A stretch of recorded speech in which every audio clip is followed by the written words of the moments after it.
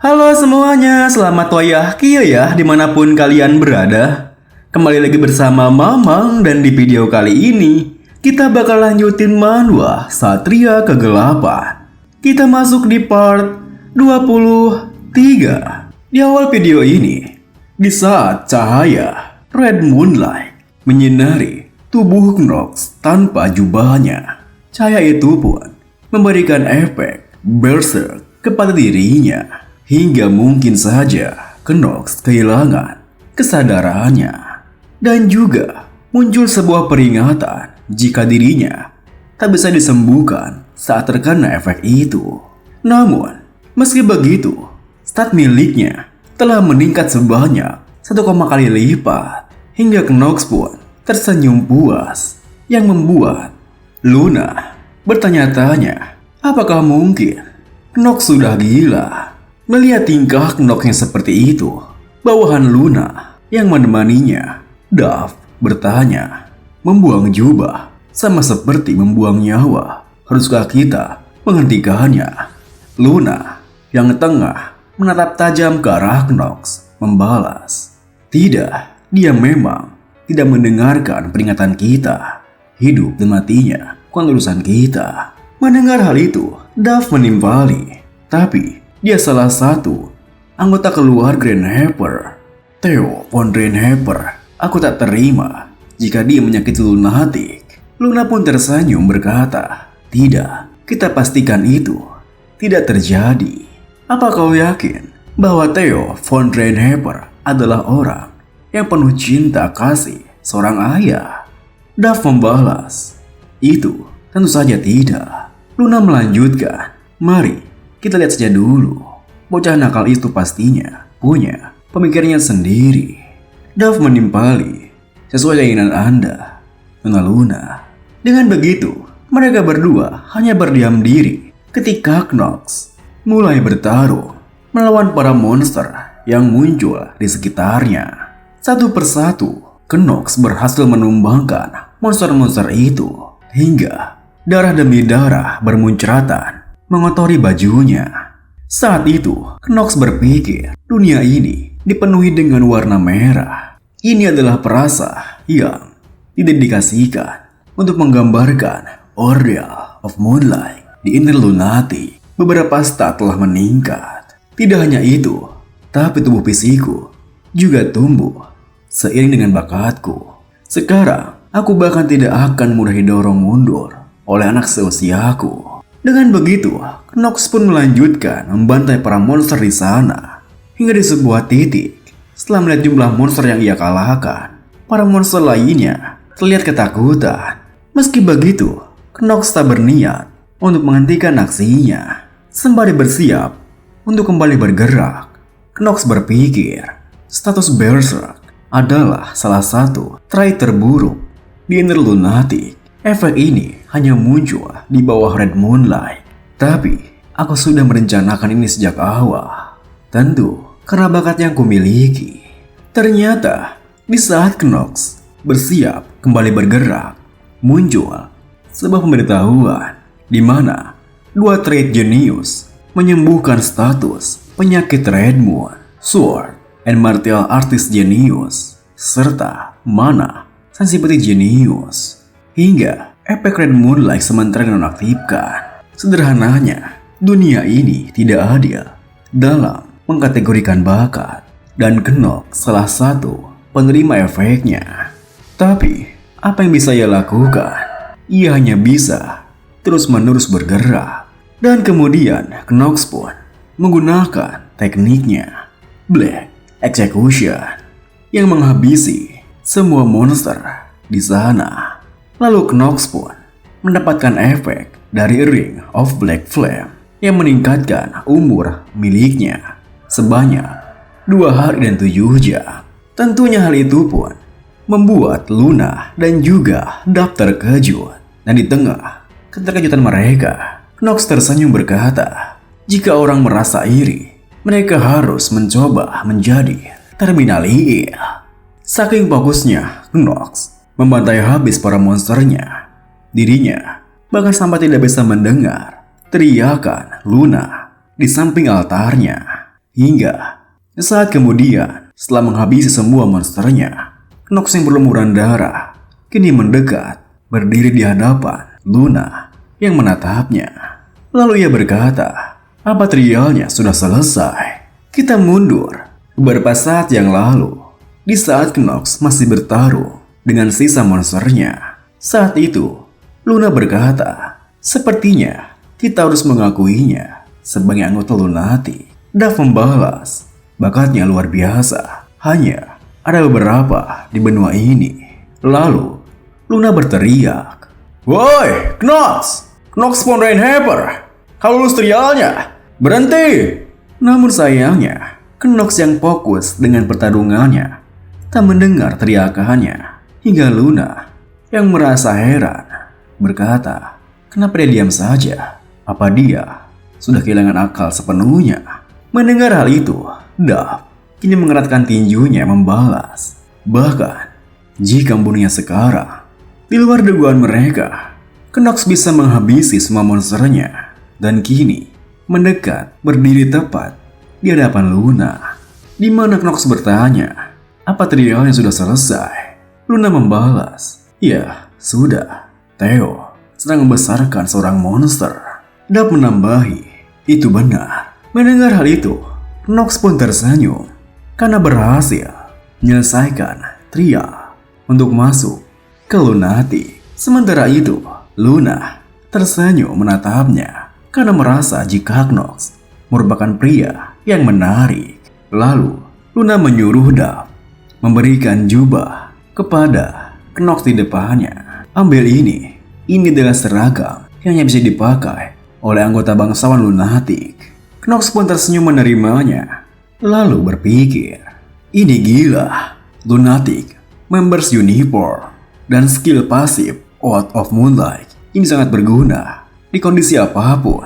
Meski ini hanya aktif di malam hari, tapi pasif skill ini meningkatkan attack power sebesar 1,2 kali lipat. Hal seperti ini sangat jarang terjadi di Inner Lunatic. Selain itu, willpowerku bertambah 1. Sungguh menguntungkan. Kemudian, setelah berpikir seperti itu, Knox pun menatap ke arah Luna di depannya. Hingga Luna sendiri merasa aneh. Sepertinya masih ada hal lain yang kau inginkan ya? Knox membalas, sejauh yang aku tahu, belum pernah ada anak baru yang melakukan Order of Moonlight dengan baik. Bukankah seharusnya ada penawaran yang sesuai? Mendengar hal itu, Luna pun tersenyum menimpali. Lumayan. Dasar pendatang baru sombong.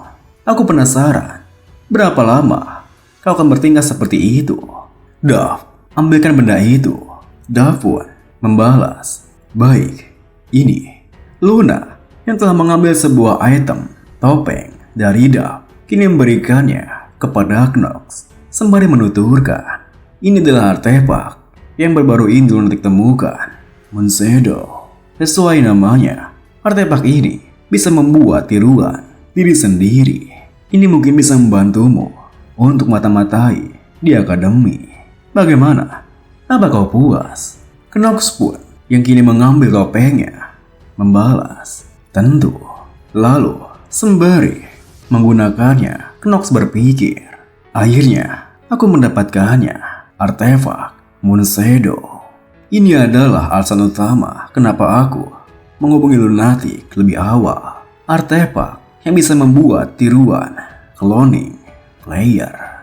Terlebih lagi, aku adalah protagonis sekaligus villain. Artefak ini membantuku untuk mainkan kedua peran itu. Kemudian, setelah mencobanya, Knox berterima kasih kepada Luna. Terima kasih, leader Luna. Luna menuturkan, dengar, anak baru sombong. Lunatic memiliki 5 tingkat, termasuk leader dan vice leader. Anggota dibagi menjadi peringkat 1 sampai 3. Kau akan mulai sebagai anggota peringkat ketiga karena kau anak baru. Kalau begitu, tunggu sampai misi pertamamu. Sebaiknya kau tidak mengecewakanku, Knox von Rainhaver. Setelah ia mengatakan itu, Knox pun berpamitan padanya, lalu pergi dari sana. Setelah kepergiannya, Luna tersenyum berkata, Dia itu pria yang menarik, bukan? Duff membalas, "Saya setuju. Bagaimana bisa dia bertahan dengan efek berserk di bawah Red Moonlight? Itu di luar kemampuan saya."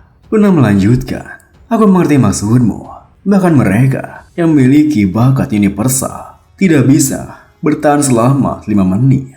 Meskipun mereka diberkahi dengan bakat jenius, bertarung dengan melepas jubah, itu berarti dia memiliki keberanian untuk mempertaruhkan nyawanya. Mari kita amati saja. Untuk saat ini, dia mungkin akan menghibur atau malah berguna bagi organisasi." Sementara itu, Knox kini tiba kembali di sebuah bar di mana ia berangkat ke persembunyian lunatik. Melihat kedatangannya, Carrion, pegawai bar tersebut, langsung menyambutnya. Sepertinya urusan Anda telah selesai. Knox pun dengan datar berkata, "Ya." Lalu sembari melangkah keluar bar tersebut, ia berpikir, beberapa orang mungkin menanyakan kenapa aku melakukan hal gila. Apa aku sungguh mempertaruhkan nyawaku di altar? Tentu saja tidak. Cara terbaik untuk melawan Berserk dengan baik yaitu kau harus memiliki 2 bakat jenius, Sword Art and Martial Artist jenius, serta Mana Sensitivity jenius. Artinya, hanya aku yang bisa memanfaatkan kekuatan Red Moonlight. Lalu, Carrion yang tengah mengelap meja di depannya berkata, "Sepertinya Anda mendapatkan apa yang Anda inginkan." Knox yang menatapnya membalas, "Carrion, sepertinya ada sesuatu yang ingin kau sampaikan." Carrion menghentikan lap mejanya, lalu menimpali, "Ini tidak adil. Perkenalkan dirimu." Perkataan Carrion nampaknya malah membuat Knox kebingungan. "Maaf?"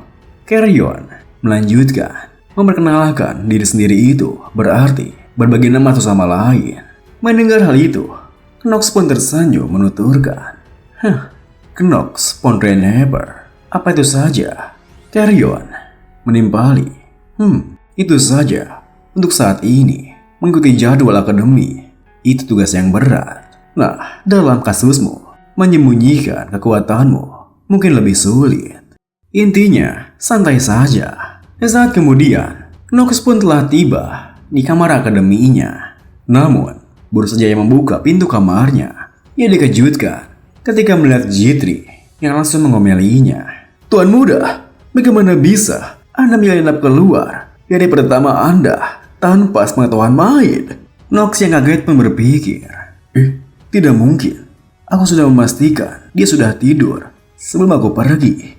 Melihat tingkah Knox yang diam saja, Jitri melanjutkan, "Tuan muda, apa Anda mendengarkan saya? Saya sudah sering mengingatkan untuk Anda berhati-hati dengan hal yang berbahaya.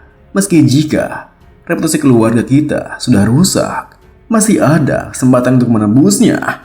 Melihat tingkahnya, Knox pun menghela napasnya membalas, "Omong-omong, bagaimana kabarmu? Aku yakin Mai dan Servan memiliki kelas yang berbeda." Jitri pun menggenggam tangan kirinya, lalu membalas, "Tidak ada hal yang istimewa." Melihat sikapnya, Knox berpikir, itu berarti ada sesuatu yang terjadi. Mau bagaimana lagi? Meski itu adalah kelas untuk Mai dan Servan, kebanyakan dari mereka itu berasal dari bangsawan kelas rendah. Karena di Jitri sekarang hanya orang biasa, mereka pasti sering berkelahi. Setelah berpikir seperti itu, Knox pun memberikan Jitri sebuah kantung sembari menuturkan, "Ambil ini jika kau mengalami masalah. Selama di kelas, bukalah kantong ini." Setelah menerimanya, Jitri yang masih merasa aneh bertanya, apa ini?" Knox melanjutkan, "Pastikan kau hanya membukanya jika ada masalah. Ini adalah benda yang sangat wajar untuk menyelesaikan apapun masalahnya." Jitri menimpali, "Kenapa saya tidak boleh memeriksanya dahulu?" Dengan tegas, Knox menolak, "Pokoknya jangan." Mendengar hal itu, Jitri pun dengan sopan berkata, "Baiklah, saya akan mematuhi perintah Anda." Kemudian, Knox melanjutkan, "Bagus, jangan ragu untuk menggunakannya jika kau dalam bahaya. Paham? Tak berselang lama setelah ia berbincang-bincang dengan Jitri, tiba-tiba saja muncul sebuah menu pemberitahuan yang mana mengatakan jika Knox telah menyelesaikan cerita utama pertama. Sebuah pesan baru telah masuk di mailbox miliknya. Dengan begitu, Knox pun yang awalnya terkejut langsung membuka mailbox yang baru ia terima. Dan video ini pun diakhiri dengan setelah Knox membuka mailbox baru itu, tiba-tiba saja ia dikejutkan ketika melihat kemunculan sosok bersayap yang begitu anggun di hadapannya. Terima kasih buat teman-teman semua yang udah nonton. Mohon maaf jika ada salah-salah kata atau pengucapan Mamang yang kurang jelas. Sampai jumpa di video berikutnya.